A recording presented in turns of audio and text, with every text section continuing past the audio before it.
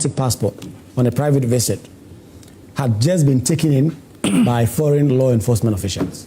Yes, let me say good morning to you and to your viewers. I think it started as rumors on various social media platforms and information were being thrown around, but it lacked credibility, so we couldn't substantiate any of the allegations as being thrown around. But I think it was a Saturday in the morning when the news finally broke and it became confirmed that the FBI had taken custody of the MP, and that was when the confirmation came. And since then, I think there has been a cocktail of various allegations. There hasn't been exactly what the reasons are, aside the many issues that are being thrown around. And I think Parliament quickly got involved in the process and the diplomatic channel, because just like you said, he traveled on a diplomatic passport, and then some diplomatic channel had to be open, and then negotiation and discussion had to be. But you see, when the FBI is involved, some of these things don't even matter, because America is America. When they come calling, if you're not lucky, you can't survive. So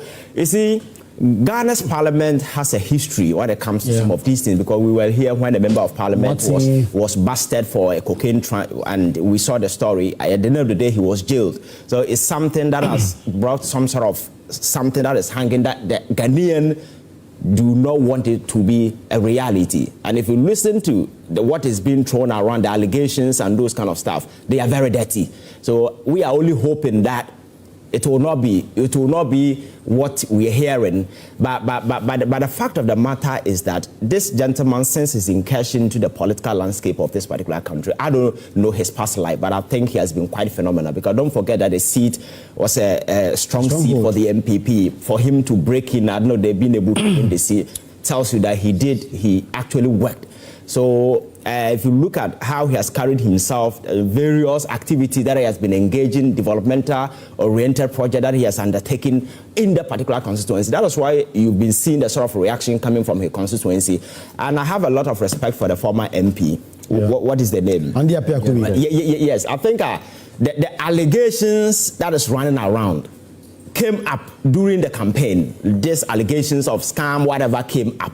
And people are actually using it to campaign. But now that the reality has actually hit, even though still in the shadows, he is the first person to come out to defend him that it's early days yet. Let us hold on, listen to details of whatever the indictment or whatever is going to be before we can condemn him or we say whatever that we want to say. And for me, that is a mark of political maturity, because he would have been the first person to go to town and tell people that I told you so. But at this time, it's not about him. It is about Ghana. Our credibility is on the line. Everything is on the line. Because if it turns out to be what is being thrown out as the obvious truth, and the reputation of Ghana once again will be damaged. And it will get to a time, even if you are traveling or whatever passport, you will be subjected to whatever that you don't want to. So we are only hoping that what we are hearing might not be true. But at this stage, my fear is that when the FBI is involved in some of these matters, because you know the operations of the FBI, they don't just pounce on individuals like this. America can take over 5-6 years to conduct investigation to make sure they get credible information. So the very moment they move on you, you know, the evidence may be, or the fact may be solid tight. And if you recently look around, some of the young people they've been picking up, they will do the investigation and make sure that all the collaborators have been already assembled. So by the time you go in, to your surprise, all the needed thing that is required to convict you will be available. And for me, that is where my fear is. We are only hoping that this thing might not be true. And again, people were asking why he was busted somewhere in Amsterdam. The reality is that this is a gentleman who has a parliamentary immunity and a diplomatic shield as a parliamentarian. Even with Abu Trika as an ordinary person, look at the back and forth. So the America will definitely not come here and be requesting for an MP to be extradited. Definitely, they will look around to get him somewhere. And unfortunately, even though it was a private trip, but for the FBI, I think, because today you need to also understand that the global order has changed. We are living in Donald Trump's world order. I mean, they can move in and capture president. How much more? I mean, Solomon, there's big news, really, that a member of parliament will travel. We are told even on that flight, there were other MPs who were traveling elsewhere, just busted like that. I mean, we have a trail of events. Some of them will show it to you. How did it come to you, and how big is it significantly, and how should we be dealing with it? No, I see it as an opportunity. It's not a big deal, as a matter of fact, because you see, people are born to commit crimes of various types.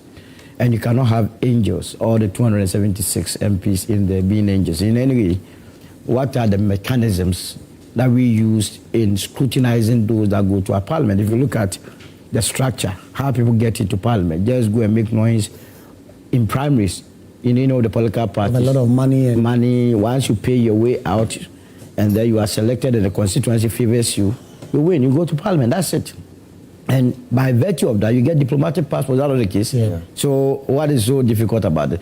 That is what I'm saying, it's an opportunity. It's an opportunity for us to take a second look as to how people, as a matter of fact, get to parliament. It's not this gentleman alone. There are a lot of people loitering around. And anybody that tells you that Yoko wasn't aware of this matter will be lying to you. Yoko has been aware. Yeah. It was just a matter of time, just like Ivan was saying, the complicities in dealing with an MP. So you know of a situation, but you are helpless, you understand. And lo and behold, he went to Amsterdam and he was busted. There are musicians in this country that I can tell you, within a year or so, they may also be busted. You get easy? The Americans, and for that matter, Europeans, they have time in investigation. The last time they came to pick Kofi Boat or so, yeah, we said he hasn't done anything. He hasn't done anything. Kofi Boat went and never came. Abu Trika is warming up. And in fact, just this week they confirmed the arrest of two twins, 22-year-old twin. Twin. Yeah. You see, so. But if you have been going around in the evenings, in the nights, Kweku, I don't know whether you were a nocturnal being. But one of these days, I deliberately do it. Scan through a lot of paths here and there. You would understand why some of them will likely end there. Because you see, I have been in business for a long time. The sort of lifestyles that people are living. And they are buying unnecessary pressure for the young ones. Sometimes I don't envy them. That no business will lead to that conclusion. Cannot go and grind hard and then in the night you blow about $1 million Ghana. Why? Are you the son of Rockefeller? So we know it in our societies, but we eulogize them. And that's why I'm saying that it's not a big deal. But it's an opportunity to clean the system. Let the right ones get to parliament. Why am I also assuming that this member of parliament is innocent, so proven guilty? You see, forget about that innocent business. You think America will spend money, if you are to extradite him from the Amsterdam to the United States, it will cost them money to buy a ticket. They will buy a ticket and go and pick somebody from Amsterdam to the United States for the fun of it. These ones, we say to please family members, loved ones. But the reality is that in future there will be a by-election there. I have no doubt in my mind. You know, somewhere, later part of last year or so, it came out that he had been arrested in the UK in connection with the same situation. Is that not the case? At the time he denied it, but obviously he came back to the country. So. He came back, he decided to go back, and this time around, it happened. It's normal. Let's use it to advise ourselves and let the young ones also know that it's not all that glitters. Let's go. Let's work out and then make sure that we do not get ourselves involved in some of these things. Yes, I think it's quite unfortunate. When I heard it, I was not really happy because I believe that this someone who has been doing so well for his constituency.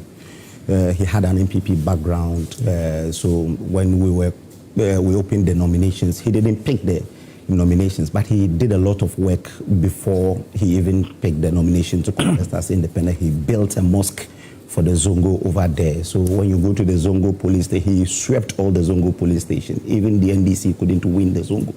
So this is someone who is very popular within the constituency. Even last week, pictures emerged that he was even sharing wax print to women and so on. And again, I remember when his radio station was closed down, it's one of the reasons that propelled him to even win the elections. He was using it to campaign. So someone within the NPP said that, well, let's look at how he got the the license and so on. And indeed, you know, if they are to go back and check, definitely you may fall foul. So the radio station was closed. You saw women going to the radio station demonstrating and so. So this is a very popular person within his constituency. And again, as MP, he's been doing so well. So when I heard it, I said, well, is it confirming the rumor we heard? You remember last year, after he was even elected as MP, when he traveled to the UK, and that was an official travel. It came that he has been arrested and so on. So he slept in the hotel, did a video, told Ghanaians that he has not been arrested. So now the arrest came and we're told he's holding diplomatic passport. We know very well that if he's on an official travel, there is a waiver on him. You couldn't have arrested him. But this one was really a private one. So, and that's the reason they were able to arrest him. I think it's difficult to predict the outcome. But as Solo said, US, if they are doing an investigation, it can take them 10 years to even finish. Before they catch up and arrest the person, it has taken them like 5-6 years for them to be able to know that if we arrest him, we'll be able to prosecute him and get conviction. And so that's what they do. Look at our own sister, Agyapong. They trail her for a longer time, for like 6-7 years. Whilst they were trailing her, she was still doing those things. Then after they arrested her, they were able to send her and they were able to get conviction and they convicted her. So yes, I think we'll only pray for him. As a Ghanaian, I will be happy that he leave the country unscathed. But if he is really guilty, the law must take its course. But we believe that looking at the things, the testimonies that come from people and so on, I don't know. I don't have any cause to believe that he engaged in any fraudulent activity. So we pray that he's able to come unscathed. But my only question is that I know all parliamentarians use service passport. It's only those who are diplomats that use diplomatic passport. So when I heard Daffy Amopo saying that he uses a diplomatic passport, I was really taken aback because knowing very well, you have been in Parliament for a longer time and you know that all parliamentarians use service passport. I think these days it's becoming a thing. A lot of them are getting diplomatic passports. Recently, there was a signpost that I saw in Parliament, the members of Parliament should register for a diplomatic passport. So I think a lot of them are getting it. Okay. So that's the only challenge that I have, because when I saw diplomatic passport, I said, oh, he's traveling on diplomatic passport, when I know even the service passport, that's almost the same thing, because if you're a parliamentarian, you have unimpeded access to countries you want to go if you have the service passport. But we believe that we pray and hope that he comes back unscathed. Under the Vienna Convention, diplomats, envoys, and other people holding diplomatic passports who are on such official business usually will not be arrested for whatever crime. Dr. Tankrashid Computer, this is not a member of your party, but he caucuses with your party in Parliament. He has in the majority side, that is the NDC in Parliament. He caucuses with you. And so, in fact, since then, there have been a whole lot of political razzmatazz trying to link it to the NDC. We know for a fact he's not a member of the NDC. But for you, as a Deputy Director of Elections for the NDC, and given the close business he does with your caucus in Parliament, how do you react to the development as we have it now? Brother, let me say good morning to you and your cherished viewers across the globe. Let me say good morning to Solo, Ivan, and then Brother Awo. And once again, let me apologize for not joining you in the studio. I had to dash out for official assignment. Sorry for not coming. Next time I'll be in the studio. Yes, it's early days yet for us to condemn the honorable member. If you look at the information trickling in, it's still sketchy. As a government and the party, we are closely monitoring the situation to see what is the real reason behind his detention. The sketchy information we had is that there was a FBI notice for his arrest. And like Ivan was saying, due to diplomatic nuances and all that, and I'm happy you've mentioned the Vienna Convention. So that is why they don't want to say he has been arrested. They are using the term, diplomatic terms, detention, just to not to violate the Vienna Convention, because this is an honorable member of parliament. He represents the good people of Asante Bediatuo.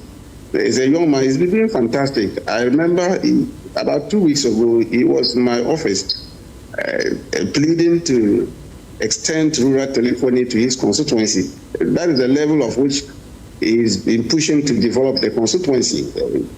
In fact, you could see the passion in him when he was telling me about his people. They need to get network for them, the rural community, they need network, they need to. I could see the passion in this young man.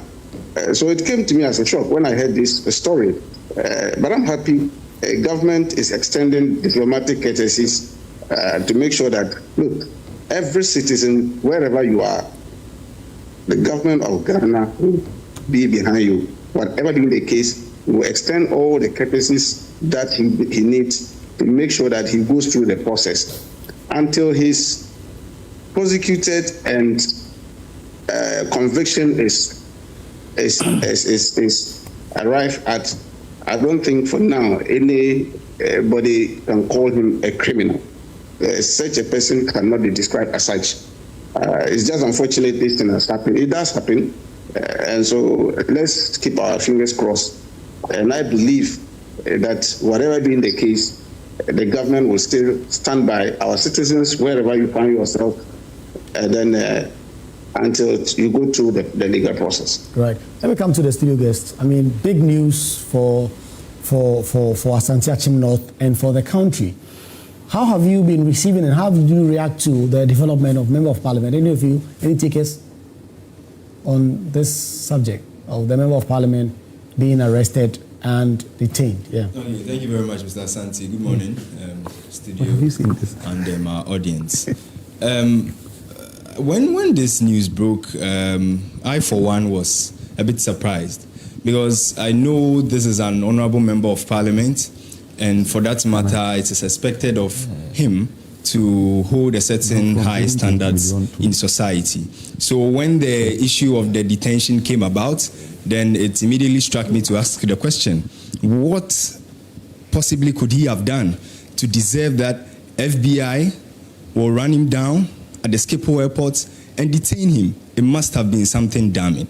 And that simple fact alone gave me a lot of cause for worry. But of course, we have to err on the side of caution to say that there isn't evidence to back the claims that we are hearing. They are canards at this point. They remain canards until the evidences have been adduced to be able to substantiate them. But that is even on the side. The other part that I would want to touch on is the bit about what Mr. Solomon said, to say that this is an opportunity for us. It is an opportunity for us to, first of all, look at who and who gets to parliament, but also to look at how Ghanaian laws operate. Mr. Innocent made a point that when it comes to FBI, in fact, there are no holds back. They will do anything they have to do to clamp down on anybody who breaks their law. But is that the case when it comes to Ghana?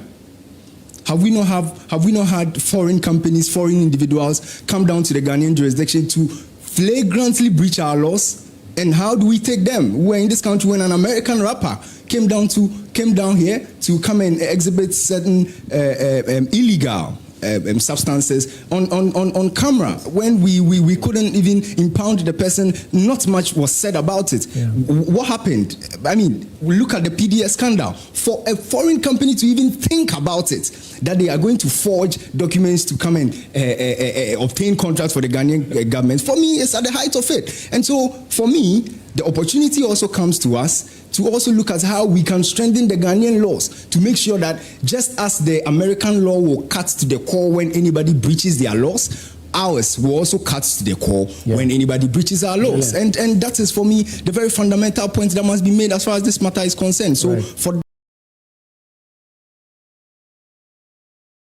For now, without much, I would want to say this. Thank you. Thank you. Any other takers? Good morning, Mr. Host, and your able panel members, and then my colleagues in the studio. Honestly speaking, this news came to me as a surprise. But then ideally, it's always a caution to the ordinary Ghanaian. You know, anytime election is at stake, we don't want to take the pain to dive much into the individuals who want to be on ticket to go and represent us in our House of Records. We tend to make sure that, oh, he might be of good behavior, he's a good person here, and then let's consider. But you see, like a popular account saying, if you be a men's home. So all these behaviors cut across, both in the NDC and then in the MPP. But I believe that the rule of natural justice will always tell you that everybody must have a fair hearing at the court. So definitely the honorable man is going to have his fair hearing. But behind every rumor, there's always an iota of truth. So for me, it is a wake-up call to us as Ghanaians, the kind of people that we give them the title honorable to go represent us in the House of Record. It's a wake-up call. We need to dive much and deep into the very individuals that we give them the nod to be in our House of Records. Right. Thank you. Thank you. Yeah, good morning, Mr. Kweku. Yeah. I come from Asante Bediatuo. Oh, okay. So that's a constituency. And I wasn't so surprised though, because I've been seeing him do a lot of things, especially when it comes to money. Dashing money out, even when he wasn't an MP. Yeah, we were seeing him do a lot of things. And ask myself, as a young guy, how did he make that money, and why is he spending that money? I keep asking myself. So I wasn't so surprised. As a businessman making money? No, as a businessman making money and spending it anyhow. Because no, to help his constituent, to help you. To help us? Yes, yeah. I believe in helping us.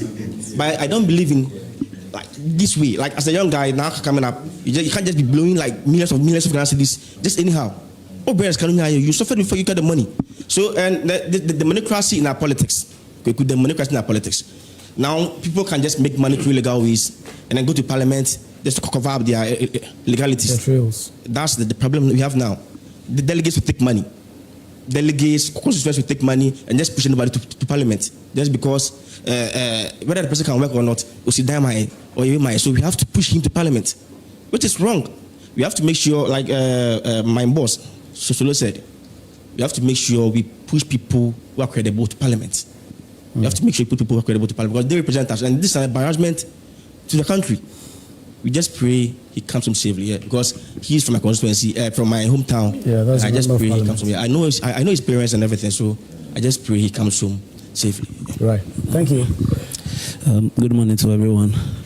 Upon hearing the news, the first thing that I thought is this is a big damage to our international reputation, right? Because for we to have an MP who is being charged for this kind of fraudulent issues is a very big issue for us. And we are having this kind of issues every now and days. And it seems like now the subject of this, subject of we having now in the country is about fraudulent everywhere. Everybody is frauding. We just do not know as of now. Of course, there are claims that it may be because of that, but the way the FBI is in this country, and it's always on Ghanaians, it's kind of really damaging the international reputation that we have. And these things needs to be looked upon. And as an MP, that you are representing a whole constitution, not only a constituency, but as in the country as in whole, and you are facing such problems. It's not a call for, right? So I think what Mr. Solo said is it's high time we go back and check things, and the procedures that need to be followed in order for you to go to parliament needs to be checked in terms of financial basis and stuff. Yeah. So I think we need to look at that. Thank you. Let me go to Tanko. And Tanko, you are in government, and I'll come back here around the table. There are those who've said that, listen, this is a member of parliament. If the US wanted him, they should have at least elected the government. We do not have some communication here from the foreign ministry, but no one has actually confirmed that the Ghanaian government was engaged on this call. Do you think this is a diplomatic ambush, a sort of a disrespect to the country, that the US can just latch on to a member of parliament outside the jurisdiction and just seek to take him away? Government is engaging the United States Embassy over this issue. Clearly, our foreign minister is on top of the issue. As soon as the issue happened, I think he met with the ambassador to discuss the matter. And you know, the way FBI operates, sometimes they also keep certain information from even their own foreign diplomatic departments. That's how they are. You know how the Americans are. Yeah. Sometimes when they are dealing with issues of national security at that level, they sometimes don't even give information to their foreign offices. And so our foreign affairs minister is dealing with the matter. That is why they engaged our office in Hague, and they got in fact, a lawyer, an astute lawyer who is practicing in Netherlands. In fact, he's a Ghanaian, to deal with the matter. Right. And that is why up till now, the honorable member has still not been extradited to United States. He's still in Netherlands. He's not in any jail or anything, or he's just at a detention center. Access has been given to the lawyer. They are discussing the matter. Well, it's government-to-government issue, and I know something is being done behind the scene. Information is being shared at the appropriate time. That is why I said a lot of information will be made public. Yeah. It's just that it's early days yet. We just want to be sure what the FBI is trying to do. Yeah. And then we'll see what kind of defense that the honorable member will put up on the issues that they are trying to put against him. Yeah. So I can assure you, government will make sure that we protect the liberties of every Ghanaian, wherever you find yourself, with all the difficulties that will come. A government will protect. This is a government of the people. We, the Ghanaian people, voted for this government to protect them, and therefore. So you see that there's an issue of trust in here, that maybe perhaps the U.S. government did not trust that if they informed Ghanaian authorities, they would not have taken the member of parliament off, or that they would have properly taken him through the system and extradited him to the U.S. Very briefly on that. It's not about trust. It's not. This one is not about trust. If you study international politics and security, you'll get to know that when national security is involved in matters of this nature, sometimes they bypass diplomatic missions and all that, and just execute it. Yeah. For instance, if you look at how they picked up the president of Venezuela, the embassy in the United States and this place at Caracas had no information about the coming of the Marines. Yeah. And so it is not about trust. Yeah. So long as FBI is involved, it's a national security matter. Right. Of the United States. Brilliant. And so it's not about trust. Okay. Not that they don't trust Ghana. They do a lot of things, a lot of interesting operations in countries without their diplomatic mission being aware. Right. And so it's just not about trust. Okay. Solomon, but this is also a big issue because we know we have such a relationship with the U.S. We extradite our people to the U.S. all the time, particularly the quote-unquote fraud boys. Yeah. We have been seeking Ken Ofori Atta for some time now. We haven't gotten him. But there are those who have said that there could have been a close collaboration between the two countries on this particular one. What do you think of that? I mean, from where I sit, if anybody tells you the security apparatus weren't aware of this matter, I'll be lying. They were fully aware because of what you call confidentiality. When you get certain information, you don't want to get it out.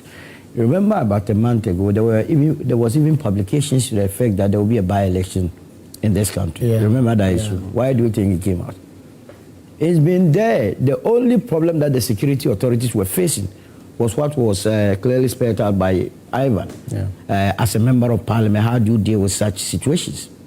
So it's not as though, I mean, of the 54 countries in Africa, the country that has the closest relationship with the United States is Ghana. Yeah. They even have a base here, if people don't know. So it's not as though the authorities did not know, but it was about how to go around it. It's not him alone. I keep telling you. There are other people that are also on the line. that they are finding ways and means to, as it were, get them arrested. But you raised a very critical issue, that how is it that they are able to come here and arrest our people for amounts that are far less than what our own people who are living in their country are alleged to have expended. We are talking about Ken Ofori Atta here. Billions of dollars. These are twinkle little stars. Their money get nowhere near what we are discussing. So I believe that beyond helping the United States to perform their duties, because the duty of every government in this world is to protect your citizens. If the United States of America believes that its citizens have, in one way or other, been swindled, I am with them. Yeah. True and true. I don't see why, from what we are hearing, those that were picked earlier on to the United States on issues of romance should be made to walk freely. Yeah. That you go and scam an old lady, an old man, and take the pension money and you think I'll support you. The last time I raised this issue, someone was telling me that, oh, they came here to steal, loot our gold, and so I said, you must be crazy. Did they put down on you? Yeah. As we speak, Anglo go first. By next year, the lease will be due for what? Renewal. They want 20 more years. You want 20 more years when Ghanaians can do it. If you go and renew it and you say that, oh, they came to take our gold, then you must be living in a fool's paradise. Don't give them the lease. Don't renew it. Give it to the Ghanaian. So that we take full control of our resources. But don't use that as an excuse that they came to loot from us, so you are also using other ways and means to go and scam people. And even when you succeed, the sort of things that they use the money for, it tells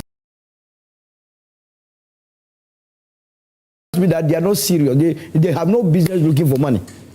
If all that you yearn for is to get money and to go to nightclub and blow it overnight, then you have wasted everybody's time. So I believe that it's a good thing.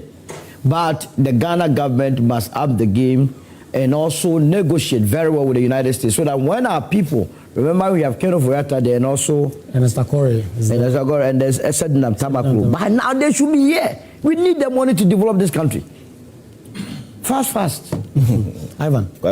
I think back to your question, I don't know if you've ever come across the template, the treaty that Ghana signed in 1931 with the US. You see, they gave a special treat to political and military offenses. So that is a special categorization. And Ken Ofori Atta falls within that particular fold or that description or category. So it's really difficult when you are extraditing persons who are involved in any of these instances. That is why it has become really tricky. But when it comes to fraud and some of these petty crimes, the amount involved may be huge, but it's so easy because all that you have to do is prepare your indictment, send it over, and then you have a judge head. If they are able to find reason or justification, it's simple to go. But when it comes to political related matters and military offenses, it's a different thing. And Ken Ofori Atta himself, he knows his lawyers are privy to this reality and they're just playing the game around it. So that is it. And when it comes to some of these things, I think it's a huge indictment on us as people because, I don't know, we need to just pause, reflect. Because very often when things happen in this country, we are quick to blame others. But the thing is that, how is it possible for young men who own nothing, no business, to be receiving millions of dollars into their account in this country without raising any red flag? The banks are aware, the state, everybody is privy to some of these things, and some of these guys are not even smart. They flaunt the money on social media when you know you don't sell anything. You understand? The FBI since 2010 added Ghana to Nigeria as one of the countries as hotspot for some of these fraudulent activities. And for them, they've been doing investigation based on what happened to them in 2001, post 2020, 2001, after the, how do you call it, the Twin Tower incident. The US has been very concerned about terrorism financing around the globe. So some of these things, it's not always done by one person, it's a syndicate. So they will wait and understand the extent of whatever the operation, who is involved, when they take the money, where do the money even go? Is it to finance terrorism or whatever? So until the US is able to appreciate the extent and the scale of the operations, whoever is involved, they will never move in. And you must be a fool to think in this modern time that you can scam somebody in America and the money will pass through the financial system designed by the same America, because the world financial system today is designed by America. So you cannot transmit money anywhere through the system and say you have swindled anybody. No, they won't, maybe they will not mind you, you understand? And there are people in this country, just like Solo said, who have been involved in some of this, because for them, they were not part of the syndicate. But you see, duping somebody to take the money in America is a different thing, but transmitting the money down here is the whole deal. So there are people who have accounts, foreign, some are musicians, some are big pastors, because in America, when you are sending money through churches and the tax people give you a waiver, so they don't monitor. So some of the pastors, around 2014, you saw most of them buying big cars. So people were using their account, sending the money. They will come and take the money and give you your card. That is what they were doing. So they have a dossier on a number of people. But ask yourself, why did we sit down and allow these things to fester? So if the U.S. today has realized the extent and the scale of this criminal activity, which the state has sat aloof, they will not recognize you. And when it comes to America, you're talking about diplomatics, they always have a way. Remember, when they engage these bounty hunters in Afghan, when they asked them to arrest people, when they brought them to the United States of America, it was against the law, because prisoners of war have a certain treat. They sat down and coined a designation. They called them enemy combatant of state. If you find the entire U.S. Constitution, there is nothing that protects enemy combatant of state. And they took them to Guantanamo Bay. You see, human rights activists were asking, but the thing is, what legal framework or what legal arrangement protect these individuals? You understand? They always find a way. So for me, we need to accept the reality that we are one way or the other culpable, because there is no country in the world that should sit down and allow some of these things to happen. When these guys were throwing money all over on social media, the security agencies, they were privy to some of these things. You understand? So I think that we need to begin to rewrite the narrative. Else, we will, if we are not careful and we brandish as such, we will suffer, because you may be a diplomat, travel anywhere, and they will subject you to whatever that you don't want to be subjected to. So for me, I think it's a wake-up call for us as a country to just do things right. And then political party financing and some of these individuals who come with a lot of money. When Chada came back to this country and wanted to be president, people started questioning the source of his wealth. He was angry. My point is that if you want to lead people, you should be bold enough to be able to tell people where the source of funding. You understand? Because in the past we've seen, if you go to Colombia and then the other part of the world, where some of these drug campaigns got involved in politics, we saw the excesses that came with it. So if you know you make your money legitimately, you should even be proud to tell people this, just to inspire young people. But if you cannot, and the system has designed no checks to be able to monitor some of these things, at the end of the day, you end up enlisting criminals and give them executive tag, and they will go about embarrassing you. And that is what we are facing. We are not pronouncing the guilt of the Member of Parliament. This conversation is a general conversation about because yesterday the Department of Justice, the FBI, they published a list, and the number of Ghanaians who are spending time in U.S. jail for engaging in fraud, the sheer number, it troubled me. Yesterday I made a post on that on social media, because I mean, this is not to victimize Nigerians, but for a long time, some of those things were associated with Nigeria. We are getting to a place where Ghanaians are becoming so much involved in fraud, and like Solomon just said, you go out there, the kind of vehicles that some of these, and these two boys that have been arrested in the U.S., they're twins? They are twins. Arrangement in Lancaster or something like that. 22-year-olds, and the kind of vehicles that you've seen, the videos they are driving in, the kind of money they have, what they spend on, it's incredible and it's troubling. So as we prepare to move away from this conversation, I wonder how concerned you are about this thing with fraud becoming such ingrained in our society. And again, I must emphasize that we're not pronouncing the guilt, we're not saying the Member of Parliament is a fraudster or anything, but it's such a big thing that has happened with so many young people now getting into that free of society. I think our security agencies are failing, because if you check our laws, we have the OSP, the FIC, and the YOCO, who are mandated to do lifestyle audit of private citizens. They can just find someone with a big car, they can arrest him, ask him where he got it from. it's in our laws that they can do that. But unfortunately, they don't do it. How many offices do we have in the regions that for FIC, Yoko, or any other? And what do they do over there? Usually they wait until there are reports and so on. Meanwhile, it's part of their mandate that they can even do that. They can do lifestyle audit, look at the young men, look at them and ask them what they do, so that they will be able to really ascertain. Before even US will come in, for all you know, the person is even in Ghana, and he is engaged in the fraudulent activity here in this country. Look at this galamsey. If they are able to step up their work, and they are able to do a lot of lifestyle audit, even galamsey will even be a thing of the past, because usually those you see with the bigger cars and so on, some of them are galamsey operators. I remember around 2017, 2018, when there was a ban on small-scale mining. In my constituency, Asawasi constituency, around Bobine, the number of excavators that were moved to houses over there were overwhelming. And these are bigger houses built by young people, because they sponsored it. They will sponsor the galamsey over there, then they will come and be living ostentatious lifestyle.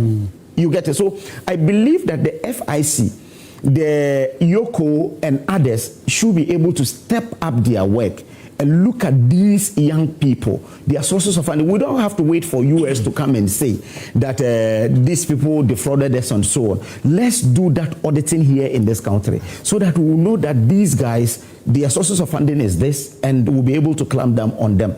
I do not want Ghanaians to start making a lot of noise. On Abu Treka, I was indifferent until I saw people coming to say that, well, he was doing this for us, he was doing that for us, and so on. Then when we ask what Abu Treka does, we didn't get the work he does throughout.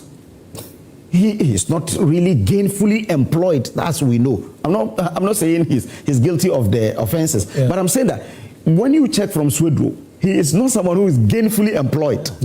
Or running some business and so on. Proud to him. You see, where they say they serve community, that has been the playbook. Pablo Escobar, when they went to arrest, it was some people who were protecting him. And then this guy lived the same life, a chapel.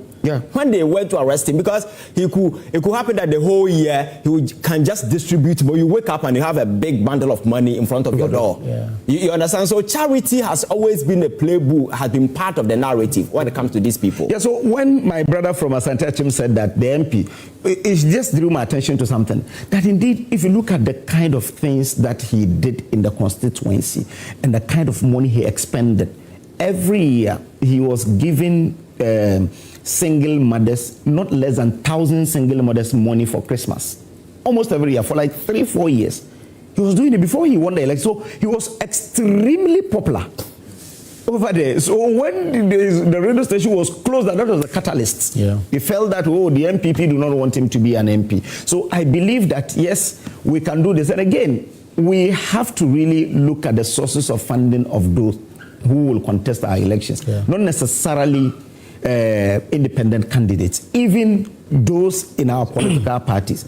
Let's look at their sources of funding, because you will be there working, nurturing a constituency. Someone come from nowhere, come with a lot of money, buy the delegates, and automatically he is an MP. It's not peculiar to MPP areas, but this is peculiar in safe seats for both NDC and MPP. And you end up having someone like this becoming an MP. He travels on private capacity, then he's arrested, then they will say you are MP. But if he was to travel on an official capacity, because of that immunity, he will not be able to. But quick one. Ken Ofori Atta has not really been convicted by any court that he has embezzled any money. There are major allegations against him. There are allegations. And you see, why won't you just he has run away? So when you check the arguments of his lawyers, they are saying that they fear persecution in this country. Looking at our history and our statutes and our laws state that you can still convict him in absentia. You can still, the case can still go on. He's not the only person standing trial. Don't forget that. He's the main thing. I'm saying that he's not the only person standing trial. Since he's not the only person standing trial, the trial can still continue whilst all the issues will be on the laws of this country permits that. That is one. Two is that he has never said that he's declining an inquiry into his tenure. You remember when he was leaving, he left a letter, left his official residence in the US, told them this is his number, showed them the hospital he was in. We were thinking that the OSP could have interviewed him through Zoom. What I even what you're just, you know, even the elections petitions that is about the stability of this country. People were raised on Zoom. All right, so yes, you're talking about is a no-go zone, because clearly a finance minister who has run away from this country, I don't expect you as a young man growing up to be defending the indefensible. Billions of dollars, we are told, allegedly. We're told, of course.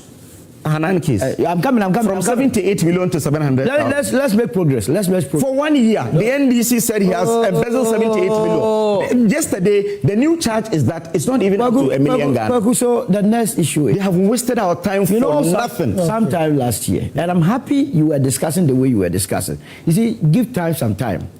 I petitioned the OSP to investigate Dr. Mahamadu Bawumia on this rubbish. His pronouncement